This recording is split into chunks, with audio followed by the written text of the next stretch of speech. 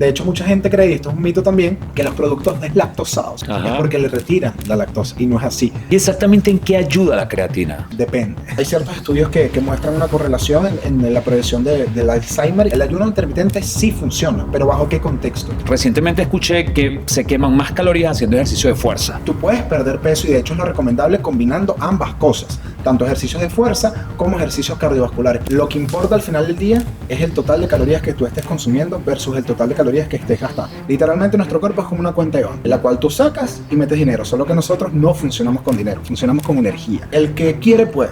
Tú vas a alcanzar o ese físico o esa persona a la cual quieres ser cuando hoy en día te comportes como si ya fueses esa persona. Más vale para mí una caloría gastada que una caloría no consumida. ¿Qué es el Ozempic?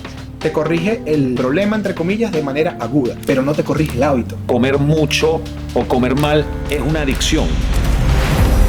Hermano, bienvenido. ¿Qué tal? ¿Cómo estás? ¿Cómo estás, José Gregorio? Gracias por la invitación. No, vale, gracias a ti por aceptar compartir estos minutos con la audiencia. Y hablábamos justo antes de empezar la grabación de lo complejo y retador que es para los que crean contenido como tú en las redes, porque es hablar de temas que son infinitas, hay muchísimas posibilidades, porque cada persona es un mundo, cada persona tiene un cuerpo distinto, una manera de asimilar los alimentos distintos, o sea, todo un universo, y creo que es retador. Por eso la primera pregunta que te hago es, más allá de tu profesión, ¿qué te motivó a aparecer en las redes sociales y a exponerte en las redes sociales haciendo lo que haces? Bueno, si bien hay una realidad que tú bien dibujas ahorita con el comentario que hiciste, para bien o para mal, las redes sociales hoy en día son una herramienta demasiado compleja a nivel de impacto y a nivel de magnitud que pueden llegar a tener en las personas que son, digamos, la audiencia, por así decirlo, que nos escucha y nos ve diariamente a través de las redes sociales. Es una herramienta que tiene que servir para informar con la realidad. Lo que a mí más me motivó es que, bueno, yo básicamente toda la vida he estado demasiado relacionado al deporte. Desde que tengo prácticamente 5 o 6 años, mi papá me inscribió en una disciplina de un deporte de combate, luego empecé con el fútbol, o sea, siempre he estado como relacionado con eso de estilo de vida saludable, mantente activo. Entonces, hoy en día, mi objetivo principal a través de Instagram, que es la red social que yo uso principalmente, es justamente como enseñarle a las personas, más allá de que la nutrición es importante, que comer bien es sano, que muchas veces suele sonar hasta un poco cliché, es como enseñarle que más allá de eso también el movimiento es súper importante y es lo que realmente nos va a dar años de vida y nos da vitalidad en nuestro futuro, por así decirlo. Ahora, ¿sabes qué? Se dice, por ejemplo, mi enemigo en común o un enemigo que yo tengo a través de mis redes sociales desde el punto de vista personal es la impuntualidad. Por ejemplo, yo hablo mucho de ser puntual, agradezco por cierto tu puntualidad, hablo mucho de la comunicación asertiva. Por ejemplo, hace poco subí un video donde decía que si yo estoy hablando con alguien y ve el teléfono, yo me callo, yo no voy a suplicar que me atiendan, atiende el teléfono y luego retomamos. ¿Cuál es tu enemigo? ¿El azúcar, la harina? ¿Hay un enemigo realmente para ti? Mira, realmente para mí yo creo que es la autoexigencia, o sea, el hecho de como querer siempre presionarme más allá de lo que yo realmente sé que en un momento determinado de mi vida puedo dar, y que simplemente quizá en un momento esté bien, pero yo por querer dar ese paso más, muchas veces termino como frustrándome o tal vez sobreestimándome, por así decirlo, y no saber llevar como el ritmo de vida que realmente te puede llevar a alcanzar una meta y no querer anticiparte a lo que pueda llegar a pasar. Es como sí que es un temita de ansiedad más que todo, pero de cierto modo no he podido manejarlo mucho. Mira, acabas de hablar de un tema interesante y es buscar equilibrio. Y cuando hablamos de vida saludable o de una vida, no sé si llamarla plena, es la palabra equilibrio. Comer sano, hacer ejercicios, caminar, descansar, salir a divertirte. Y siempre digo que las personas como tú, que se dedican a este mundo, pues están enfocados, ese es su foco, y como ese es su foco, pues logran desarrollar masa muscular, logran ir al gimnasio, logran comer sano, porque ese es tu foco, incluso ese es tu negocio también. Pero para las personas que no están enfocadas directamente en eso, sino que el ejercicio y la vida y la comida saludable es una parte de todo el abanico de posibilidades que existe en su vida, es un poco más complejo. Chamo, ¿se puede tener de verdad una vida equilibrada o buscando el equilibrio te desequilibras? Sí, vale, sin duda alguna. El que quiere puede, es una frase bastante cliché, pero muchas veces solemos buscar excusas en vez de buscar soluciones a muchas de las interrogantes que se nos presentan en la vida. ¿Podré realmente quizá alcanzar ese peso objetivo, ese porcentaje de grasa o esa composición general a la cual estoy apuntando? Y justamente para responderte esta pregunta también, me quedo con una frase que justamente hace poco vi en un podcast español de un entrenador español que dice: tú vas a alcanzar o ese físico o esa persona a la cual quieres ser cuando hoy en día te comportes como si ya fueses esa persona. Buen punto. Bueno, y eso aplica para todo. Tal cual, para todo, para todo. Si yo quiero ser un empresario exitoso, compórtate como tal. Hoy en día comportarme como un empresario exitoso. Ahora, si hablamos de lo mínimo, desde tu punto de vista, que una persona debería incluir en sus rutinas diarias para tener una vida saludable, ¿cuáles serían desde tu punto de vista, eso, el mínimo que debería hacer? Ir al gimnasio todos los días, ¿cuánto tiempo? ¿Hacer qué? Cuando se trata de alimentación, ¿qué hacer exactamente? Mira, normalmente en ese caso hay recomendaciones básicas, incluso hay organismos internacionales dedicados a la salud que recomiendan cierta cantidad de minutos a la semana o algo por el estilo. Yo personalmente le digo a los pacientes que con un mínimo de 3 días de entrenamiento a la semana, específicamente de entrenamientos de fuerza, puede quizá ver unos resultados bastante positivos. Entonces, más allá de eso, es un tema de no solamente mantenerte en movimiento, sino qué estás haciendo y qué estímulo le estás dando realmente a tu cuerpo. Ahora, fíjate que existen muchísimas personas que hablan de generalidades. Por ejemplo, ve al gimnasio, ejercicio de fuerza, porque yo hasta hace poco, yo siempre asociaba bajar de peso o quemar calorías, trotar, caminar, pero recientemente escuché que se queman más calorías haciendo ejercicio de fuerza. Vamos a empezar como a pasearnos por mitos, realidades, entendiendo también que, al menos desde tu punto de vista, que no tienes por qué, porque hay personas que a lo mejor les funciona más caminar y trotar que quemar calorías, pero entiendo que hacer ejercicio de fuerza. Desde tu experiencia, ¿qué ayuda más a bajar de peso? Mira, en ese caso lo que primero hay que entender antes de darle respuesta a esa pregunta, José Gregorio, es entender cómo funciona nuestro cuerpo. Literalmente nuestro cuerpo es como una cuenta de banco, ¿verdad? Uh-huh. En la cual tú sacas y metes dinero, solo que nosotros no funcionamos con dinero, funcionamos con energía, ¿verdad? Entonces, si yo meto más energía de la que saco, yo voy a quedar en saldo positivo, ¿correcto? Voy a empezar a aumentar esa cuenta de ahorro energética que, si yo no lo acompaño quizá a un entrenamiento, ¿en qué se va a traducir? En depósitos de grasa, ¿correcto? Y el lado contrario, cuando yo busco perder esa grasa, yo tengo que favorecer que el egreso de esa energía sea superior al ingreso. Pero eso, ¿correcto?, en mi cerebro se traduce en dejar de comer y pasar hambre. Ajá, esa es lastimosamente la percepción que tiene la gente cuando queremos hacer dieta, entre comillas, porque es un término que está mal empleado. Entonces, básicamente lo que yo le sugiero a mis pacientes es que más vale para mí una caloría gastada que una caloría no consumida, dando un mensaje indirecto con el tema del movimiento. Entonces, en ese caso, no es que una de las dos cosas sea superior o no. O sea, tú puedes perder peso y de hecho es lo recomendable combinando ambas cosas, tanto ejercicios de fuerza como ejercicios cardiovasculares, porque el tema está en que el ejercicio cardiovascular, ok, te va a dar mucho beneficio a nivel de egreso de energía, ¿verdad? Uh-huh. Pero ¿qué va a pasar con tu masa muscular? Si no hay un estímulo físico, como es la contracción muscular, como un lastre, en este caso las pesas o lo que sea la herramienta que entrenes, no va a haber un crecimiento de la masa muscular. Pero si yo, por ejemplo, tengo poco tiempo, la verdad, yo hoy voy a ir al gimnasio o todos los días puedo ir al gimnasio, pero no tengo el tiempo para estar 30 minutos en una caminadora, sino que tengo que elegir o camino o hago ejercicio de fuerza para quemar más energía y entrar en, creo que el déficit, no sé si entrar claro, en déficit. Es un término correcto. ¿Cuál debería elegir yo? ¿Cuál desde tu punto de vista hace que yo queme más calorías? Mira, ahí hay que adecuar el contexto del paciente. ¿Cuántos días a la semana? Porque a lo mejor me estás hablando de duración diaria, pero si tiene a lo mejor 5 días a la semana para hacer esos 30 minutos, yo le diría, bueno, de los 5 días de la semana, 2 días vas a dedicar esos 30 minutos a hacer ejercicios de fuerza y los otros 3 días lo vas a dedicar a hacer ejercicio cardiovascular. Bueno, es una salida salomónica. Es una alternativa. O incluso los fines de semana, que los fines de semana tú dices, mira, de lunes a viernes voy al gimnasio, hago ejercicio de fuerza, sábado y domingo quizá voy al Ávila, o no el Ávila, pero voy al Parque del Este, o camino en otra zona, hago cualquier actividad al aire libre con mi mascota, con mis hijos, de alguna manera. Ahora, hablemos de mito y realidad con relación a la alimentación. Yo por mucho tiempo, yo recuerdo aquella época cuando yo empecé el gimnasio, tienes que comer 6 veces al día, tienes que comer desayuno, ¿cómo es que decían? El desayuna como un rey, almuerza como un príncipe y cena como un mendigo. Se puede, porque de poder se puede. Tú dijiste algo hace rato que me agradó mucho, es que cuando se quiere se puede. Pero la verdad es que la dinámica a veces no nos permite poder llevar los snacks, la comida de media mañana, la cantidad de huevos sancochados que entonces uno termina llevando, más el scoop de proteína. Tú puedes, porque ese es tu foco, y hay gente que a lo mejor se enfoca en esto y lo logra, pero la verdad es que yo lo he intentado y he fallado en el intento porque estoy en una reunión y no voy a parar una reunión para comerme, mira, me tengo que comer el yogur con los frutos secos, por ejemplo. ¿Cuál es la realidad de todo esto? La realidad con respecto a eso, José Gregorio, es que básicamente Lo que importa al final del día es el total de calorías que tú estés consumiendo versus el total de calorías que estés gastando.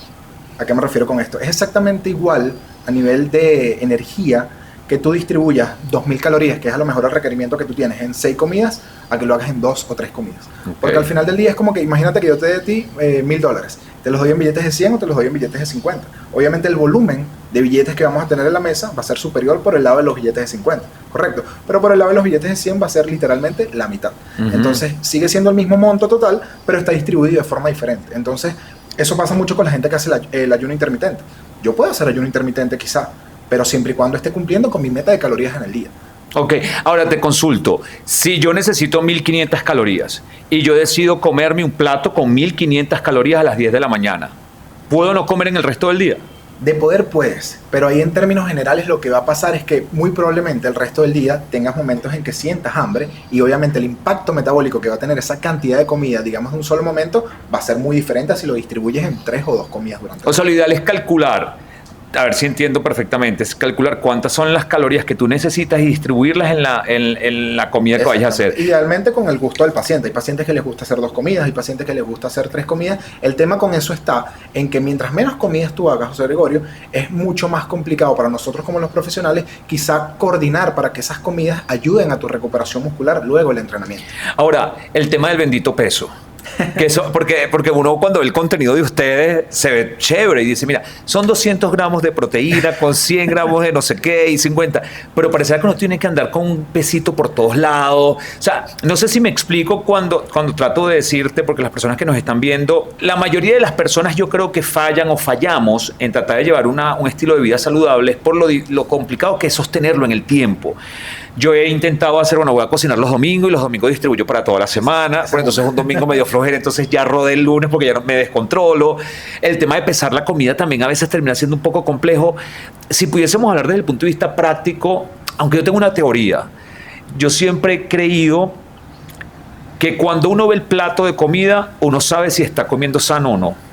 Literal, tú lo ves y tú dices, hay fruta, hay verdura, hay poco arroz, hay proteína. Tú sabes, yo creo que la intuición o inconscientemente tú sabes que lo que estás comiendo es sano.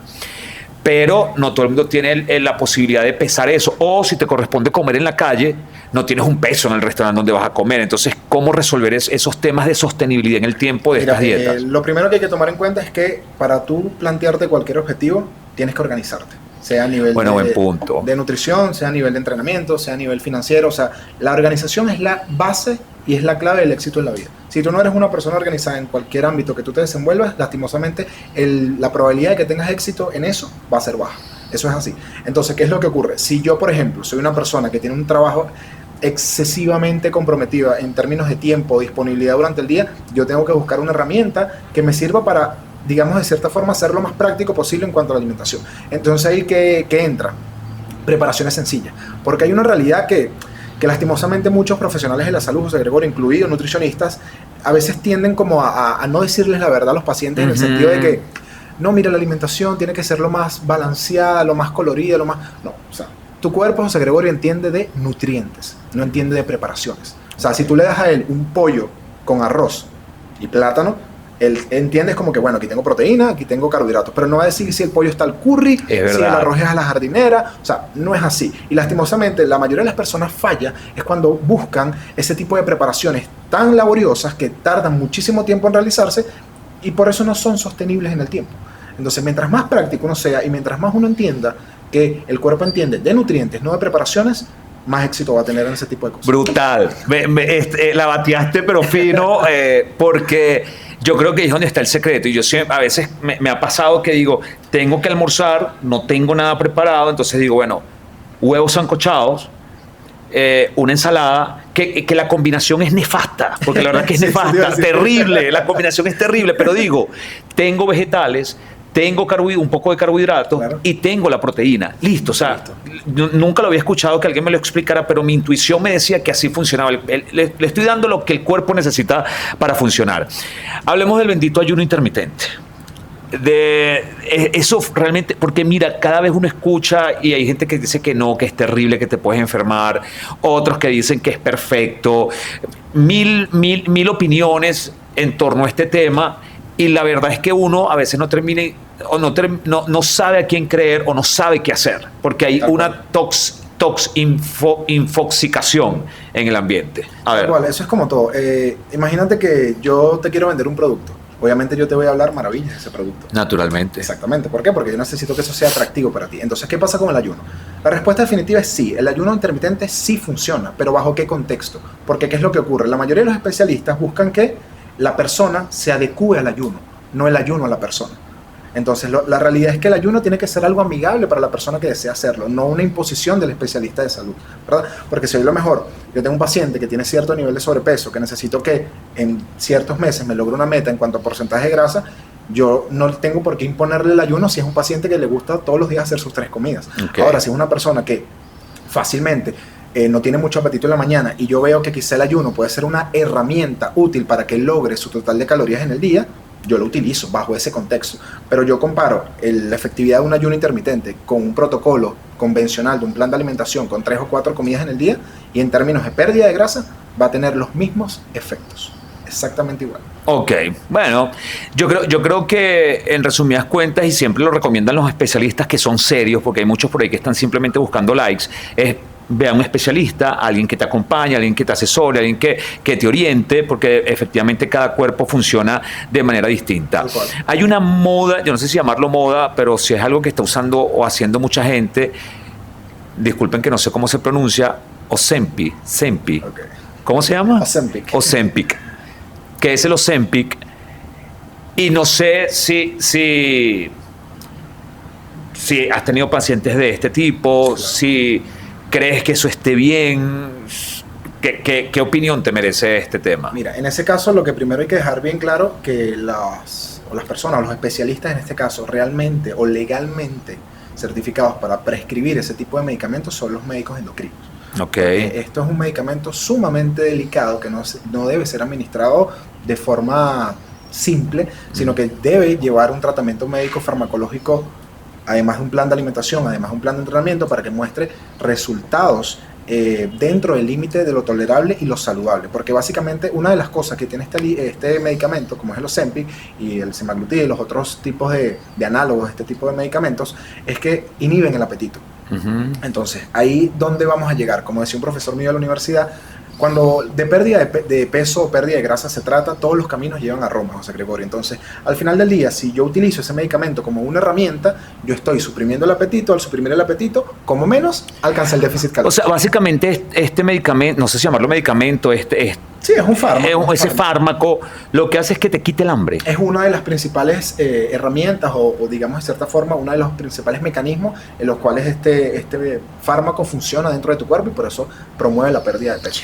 O sea, te quita el hambre, pero termina siendo lo mismo que el déficit calórico. O sea, al final del día es eso. La diferencia es que una es que yo quiero hacerlo, me preparo para eso, y el otro es que es un medicamento, un fármaco. ¿Y has escuchado de algunos daños colaterales que esto? Ajá. Sí, he tenido pacientes. Aparte de la cara, que parece una velita derretida, sí, bueno, ¿no? Por ahí por redes sociales está el famoso cuerpo Ozempic. Entonces, sí, bueno, básicamente esto es uno de los mecanismos. Hay otros mecanismos que también este medicamento tiene dentro de nuestro cuerpo, a nivel hormonal, a nivel de regulación, el tema de la insulina. Es un poco mucho más complejo del tema del apetito, pero digamos que es la forma en la cual promueve esa pérdida de peso.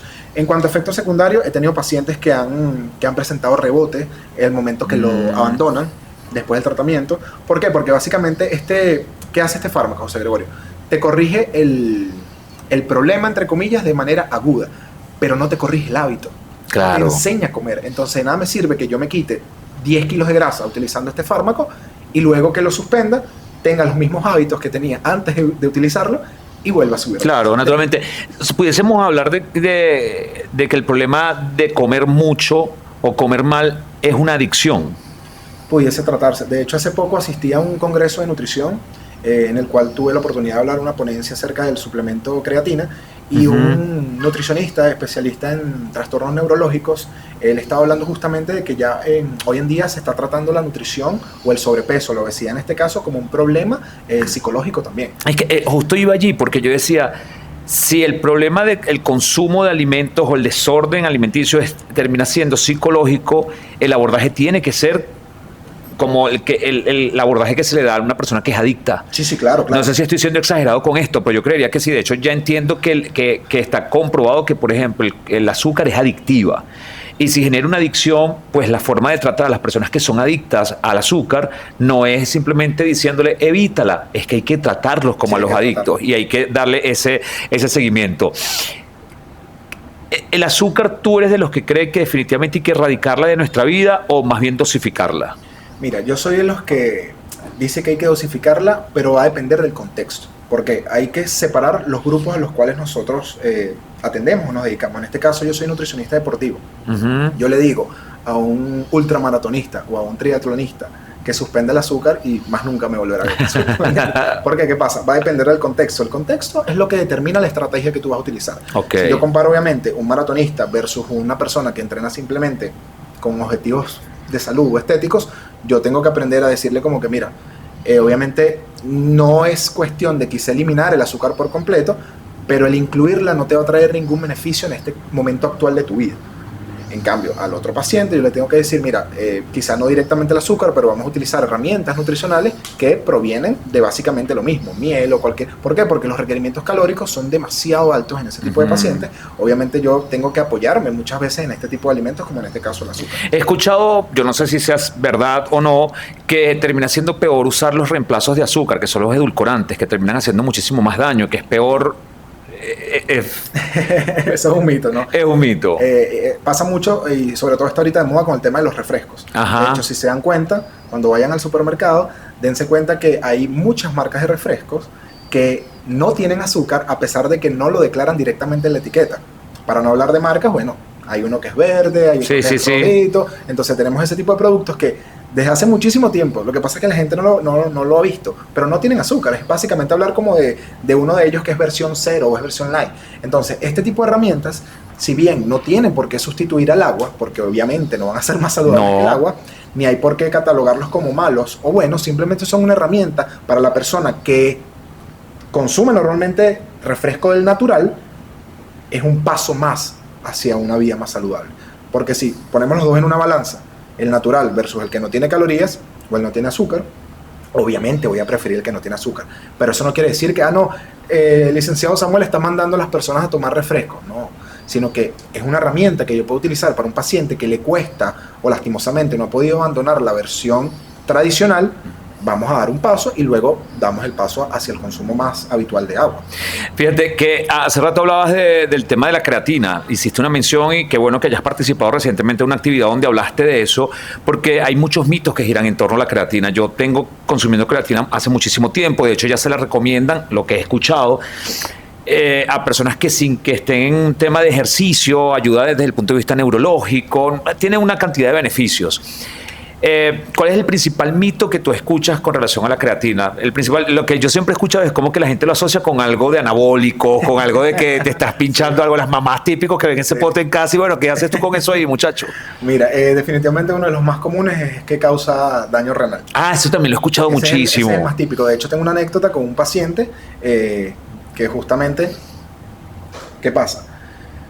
Nosotros como nutricionistas deportivos manejamos cierta información, obviamente es nuestro campo, pero ojo, esto no es una crítica a algunos médicos o algunos del área, sino que si yo voy a atender a un paciente, imagínate que yo soy un médico, ¿verdad? Y yo voy a atender a un paciente y le pido unos laboratorios y yo veo que la creatinina está en 1.3, yo antes de hacerle una advertencia al paciente o antes de asustarlo, como coloquialmente se puede decir, yo tengo que preguntarle a qué se dedica, qué hace, entrena, qué entrenas, te suplementas. Porque, ¿qué pasa? Los valores elevados de creatinina en sangre son una respuesta normal a la suplementación y al entrenamiento de fuerza. Okay. ¿Por qué? Porque la creatinina es un desecho metabólico de tu masa muscular. Es decir, mientras más masa muscular tienes, más creatinina va a haber en sangre. Nunca lo había escuchado. Entonces, me pasó justamente con un paciente que él llegó a la consulta sumamente asustado porque su médico de confianza le dijo que se estaba dañando los riñones porque tenía el valor de creatinina un poquito por encima del valor de referencia del laboratorio.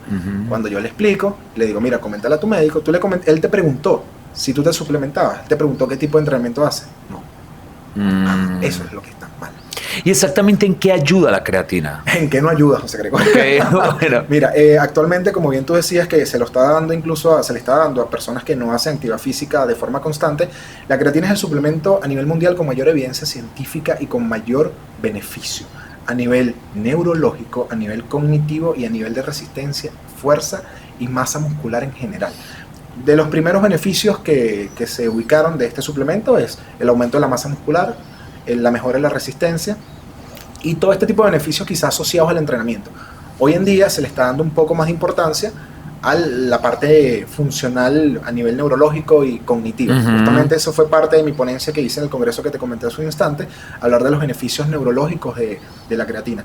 Justamente está el tema de la memoria, de la capacidad de respuesta. De hecho, previene el Alzheimer, lo escuché. Sí, hay ciertos estudios que muestran una correlación en la prevención del Alzheimer y la suplementación con creatina. Lo que sí es cierto es que, bueno, es un suplemento que por lo menos en el caso de las personas de la tercera edad, siempre es importante que haya una evaluación previa, que no exista un daño previo renal, porque entonces imagínate, suplementamos con creatina y a lo mejor no sabíamos que había un daño renal previo, entonces se lo acudimos a la creatina que dañó los riñones, ¿me entiendes? Entonces ahora, es complicado. Ahora, el cuerpo produce esta sustancia, la creatina. Mira, el cuerpo, dentro de nuestro organismo tenemos reservas de una sustancia que se llama fosfocreatina, que básicamente se ubica en nuestra masa muscular.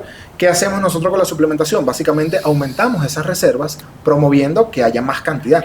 Al haber más cantidad, eso tiene un efecto directo en nuestro rendimiento deportivo y en nuestra masa muscular. Y no hay una forma de promoverla con otro alimento, es decir, que podamos producir nosotros mismos más, o a juro la única forma de conseguir más es suplementándonos. Mira, hay una realidad. La dosis mínima que una persona promedio pudiese necesitar para empezar a ver los efectos beneficiosos de este suplemento es de 5 gramos al día.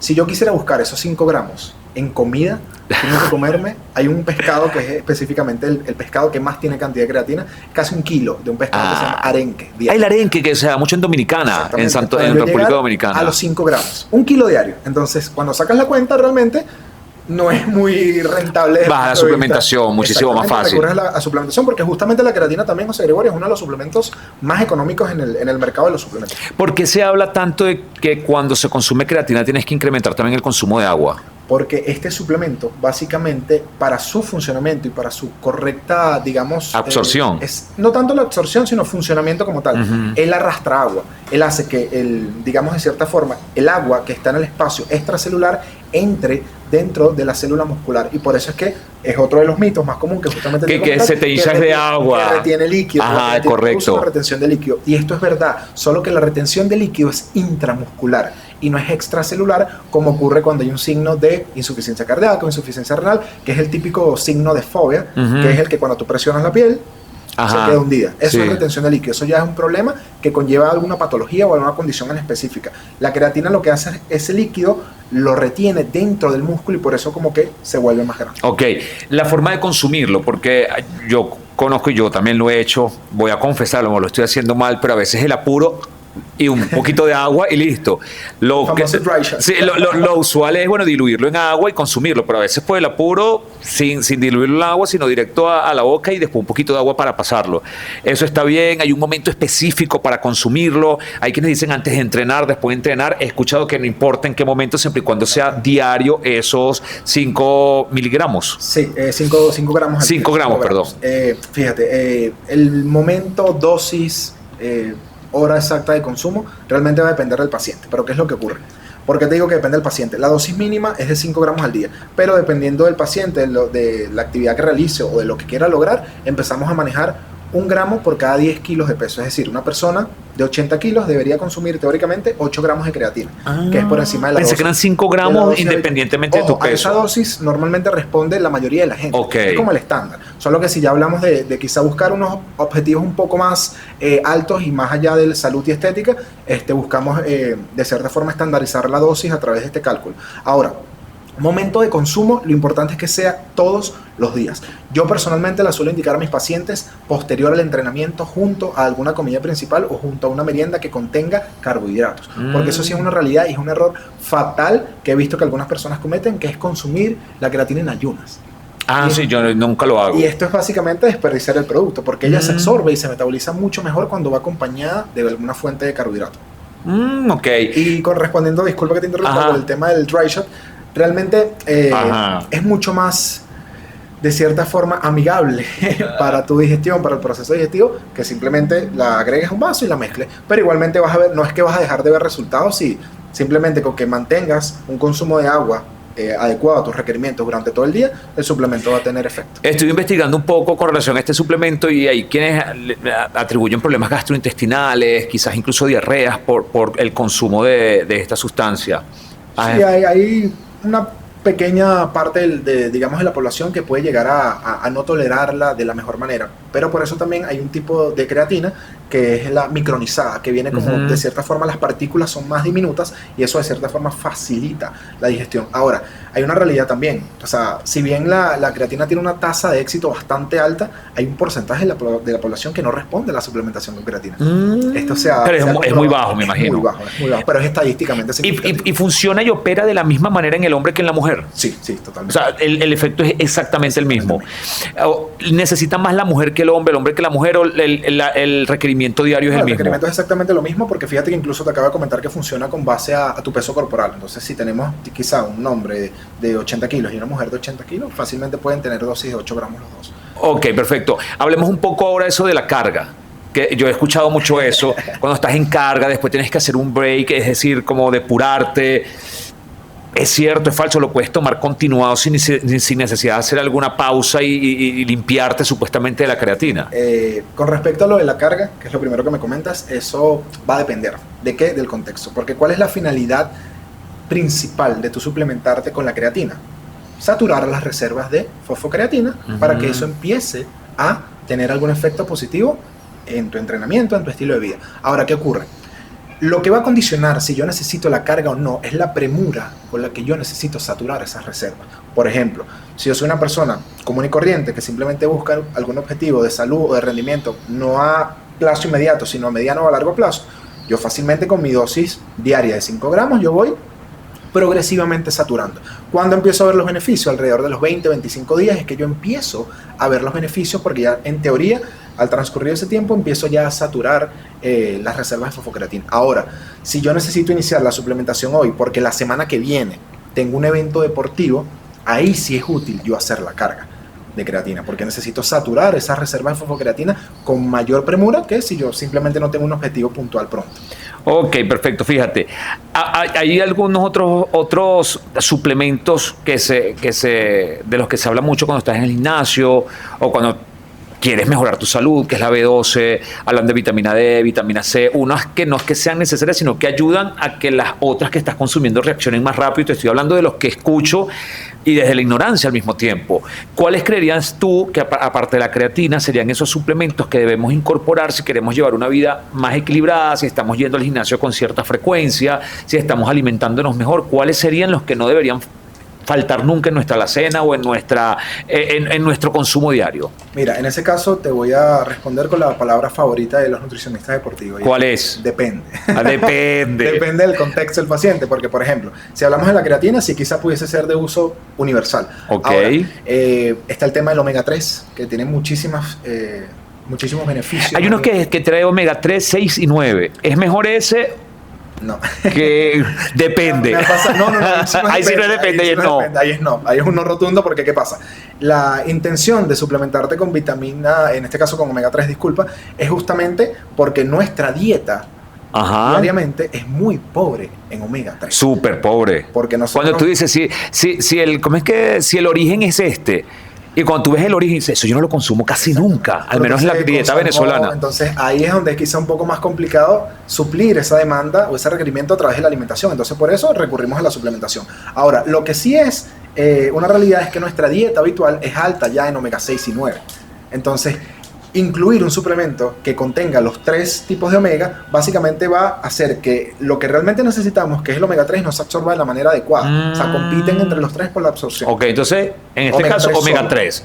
Creatina, ¿la puedes incorporar? Creatina, dependiendo del caso del paciente, podemos incluir magnesio también, si tiene a lo mejor algún tipo de problema en específico para evacuar o si tiene problemas para el sueño. Actualmente hice un video reciente sobre el tema de la ashwagandha.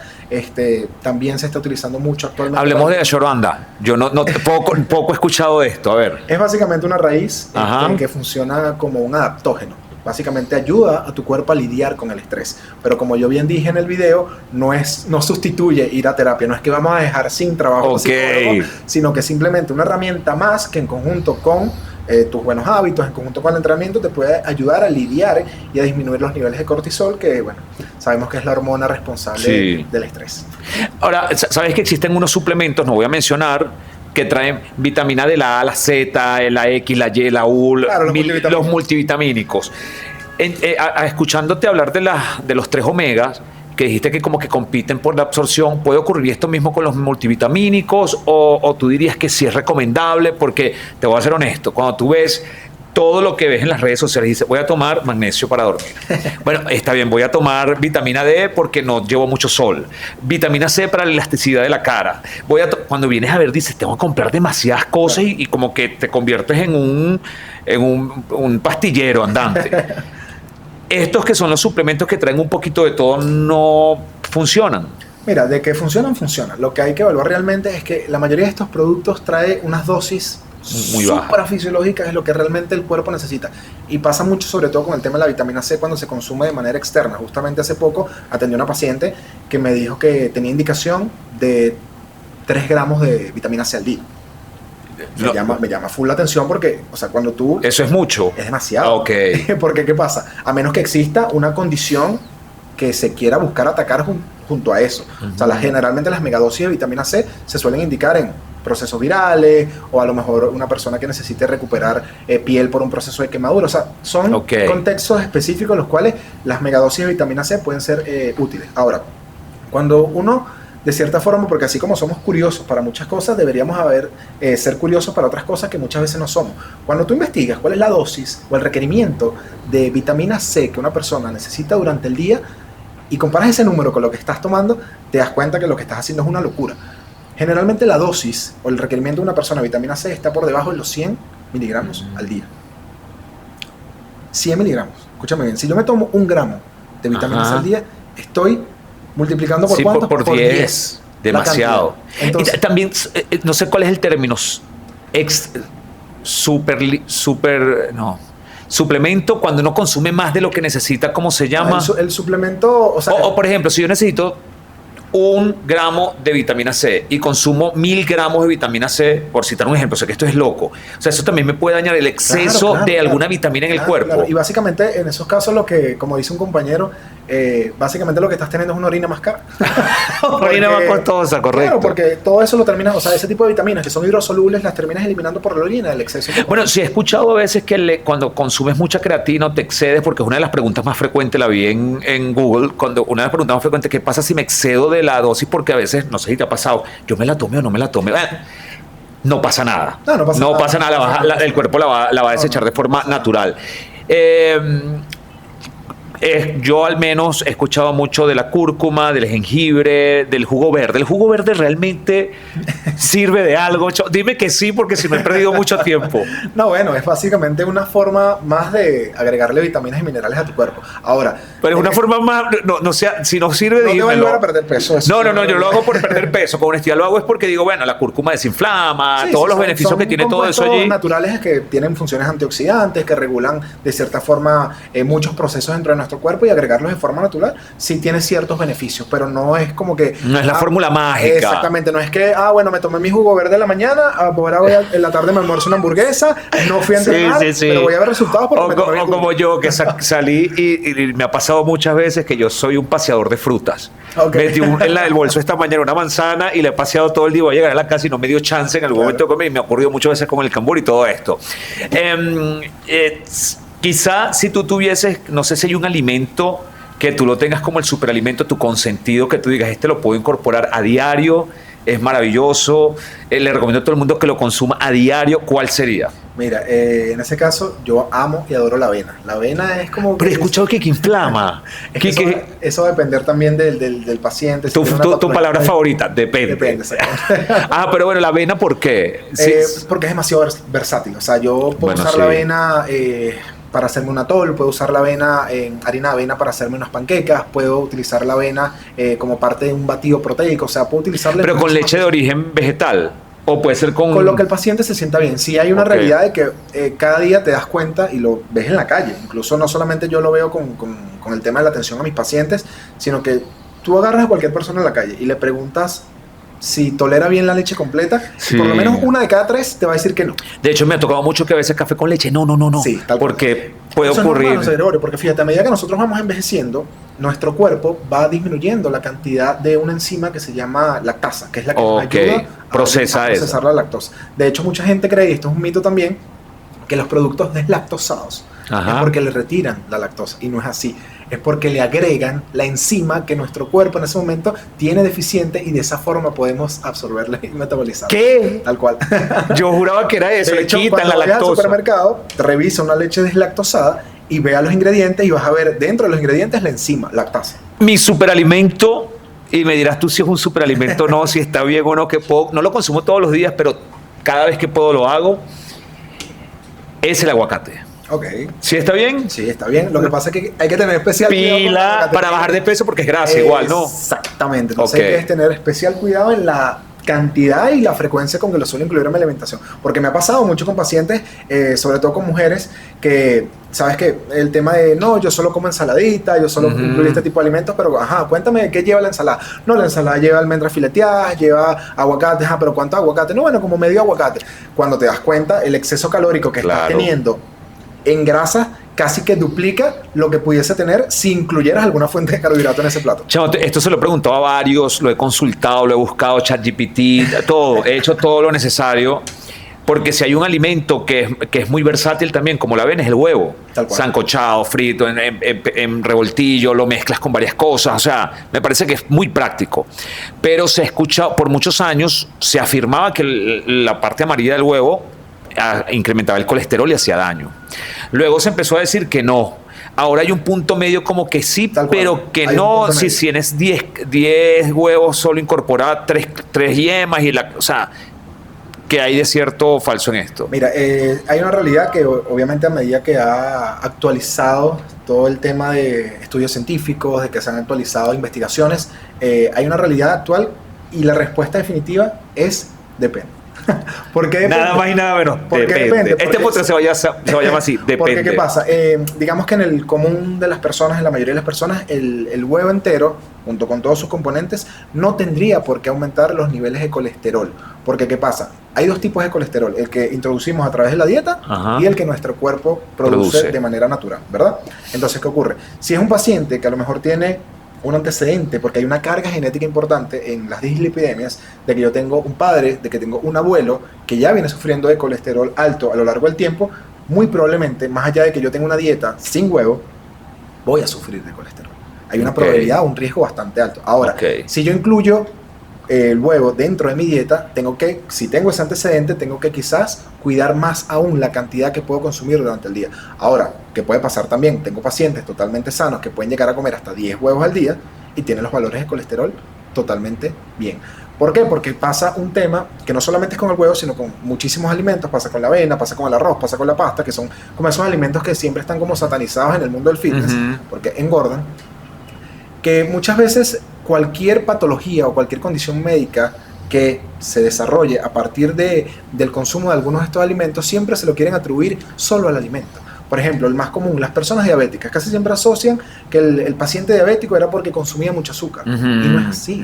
O sea, el paciente llega a esa condición porque muy probablemente tiene un consumo de carbohidratos por encima del que requiere, pero no entrena. Un paciente que quizá también fuma, un paciente que quizá tiene un consumo de alcohol muy alto. Entonces, fíjate cómo son un conjunto de cosas las que llevan a ese paciente a llegar a ese punto de su vida. Porque son patologías multifactoriales. Muy pocas veces es solo culpa de un solo agente. Entonces, con el tema del huevo, mira, o sea, si eres una persona que, como sugiero yo, por lo menos hacerse unos chequeos de laboratorio una vez al Eso año. te iba a decir, todo parte de eso. Claro. Voy a hacerme un perfil 20 y a partir de allí arranco y veo cómo va evolucionando mis niveles de colesterol. Porque, bueno, yo decirte, no, mira, sí, o sea, Gregorio, el huevo no sube el colesterol, ajá, y tú de repente dejas de consumir huevo y ves que baja, hay una Sí, causa, sí, una correlación. hay una causa correlación ahí, ¿me entiendes? Entonces, sí, hay que evaluar muchas cosas, hay que evaluar muchos factores, pero va a depender obviamente de cada paciente. Sí, fíjate que hemos bromeado un poco con eso de depende, pero es que efectivamente Sí, tal cual es así. depende. Por eso la nutrición está, y sí, toda la ciencia de la salud tienen que ser individualizadas, porque el paciente muy es individualizada. Y yo creo que estos especialistas, gurú o creadores de contenido que están realmente, yo creo que lo que están es fallando en generalizar. Tal cual. Yo creo que ahí es donde está el detalle. Porque apuntan a la masa. Claro, y bueno, si lo ven como un negocio, yo me imagino que te has tropezado por ahí al doctor Fran Suárez. Bueno, sin comentarios. Sí, y a muchísimos otros que han hablado, pero... De hecho, por ahí hay algunos que me tienen hasta bloqueado en sus redes sociales. Normal, y va a seguir pasando, pero esto está bien. Sí, claro. Si tienes hate, el hate es necesario. Claro. Si tú tienes a alguien que no le agrada lo que dices, es porque algo bueno estás haciendo. Y suena paradójico, pero así es. Mira, ya vamos a finalizar antes, rapidito. Y no me vayas a decir depende. Porque entonces cuando lo escuché dije, no puede ser. Escuché hace poco que la chía ya no es tan buena como la vendían hace años, que la chía era el boom, la chía, consume chía en la ensalada, en el aguacate, además que se ve súper bonito, se ve súper aesthetic la chía en el aguacate. Chamos, sí es... Depende. No, eso es una locura que digan que la chía es mala. Ok. Eso es un alimento alto en fibra que puedes incluir como parte de tus porciones de grasa que te corresponden en el día. De hecho, yo la consumo demasiado. De hecho, parte de lo que te comentaba de mi alimento favorito es casi que en las últimas 2 semanas uno de los desayunos que más estoy repitiendo, que son las overnight oats, que es la avena trasnochada. Ajá, sí. Buenísima. La preparo mucho en casa. Y yo le agrego avena, le agrego chía, le agrego su proteína en polvo, la hago con yogur natural líquido, o sea... No tiene ningún tipo de problema la chía. Listo, estoy tranquilo. Estoy tranquilo. Mira, dime, si pudiese hacer una lista de productos que definitivamente tú dirías hay que sacarlos, o sea, retíralo porque efectivamente, o evítalos en la medida de lo posible porque te están haciendo muchísimo daño. Se habla de una gran lista, o casi todos coinciden en el tema de los ultraprocesados. Tal cual. Pero de esos ultraprocesados quizás tú dirías, bueno, hay unos que pueden pasar colados, pero los que sí definitivamente tú dirías que no, ¿cuáles serían? Mira, dentro del grupo de los ultraprocesados, los alimentos que tengan mucho contenido de azúcar, no solamente azúcar en forma literalmente de azúcar agregada tipo sacarosa, sino el extracto de agave, el jarabe de fructosa, que son como esos nombrecitos que le colocan a ciertos productos para no decir no contiene azúcar, pero tiene el mismo curo con otro hábito, como dicen coloquialmente. Okay. Además, aquellos embutidos que son muy altos en grasa o contienen mucho contenido de sodio también no... O sea, es que realmente a mí no me gusta como catalogar un alimento como malo o bueno, sino simplemente va a estar condicionado por la frecuencia. Dosificarlo un poco. Sí, porque de hecho, fíjate que yo tengo un amigo que él asocia la mantequilla de maní como algo súper saludable y se puede bajar un frasco de mantequilla de maní en un día. Yo le digo, brother, eso tiene una cantidad de calorías impresionantes, es una grasa. De hecho, una vez escuché, yo no sé si sea verdad o no, que la grasa del maní cuesta mucho procesarla, se termina almacenando. Tiene, o sea, dentro del, no solamente la grasa, sino que el maní también es un alimento que, por lo menos si lo consumes en forma entera, tiene fibra también, entonces eso entra dentro de la velocidad de la digestión. Pero tocando ese tema, yo siempre, José Gregorio, le coloco este ejemplo a los pacientes para que entiendan más o menos la magnitud de lo que yo quiero que entiendan. Dime un alimento que tú personalmente consideres como no saludable. Yo...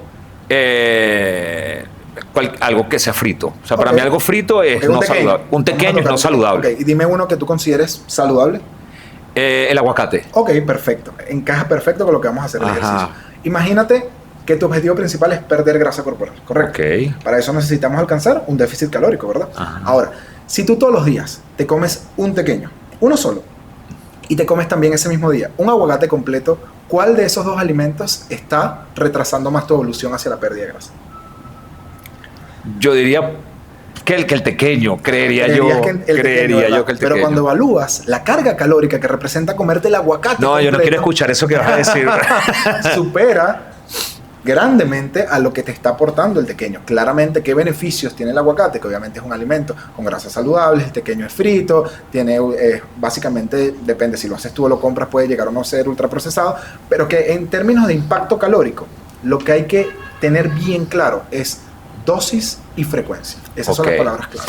El gran enemigo de las dietas siempre dicen que es el carbohidrato en las noches. Hay quienes dicen que hay que comer carbohidrato hasta las 4, hasta las 3. Una locura. Es falso. O sea, que me puedo comer mis Totalmente 3 falso. arepas normalmente en la noche. Eso está totalmente condicionado por la dinámica de tu día.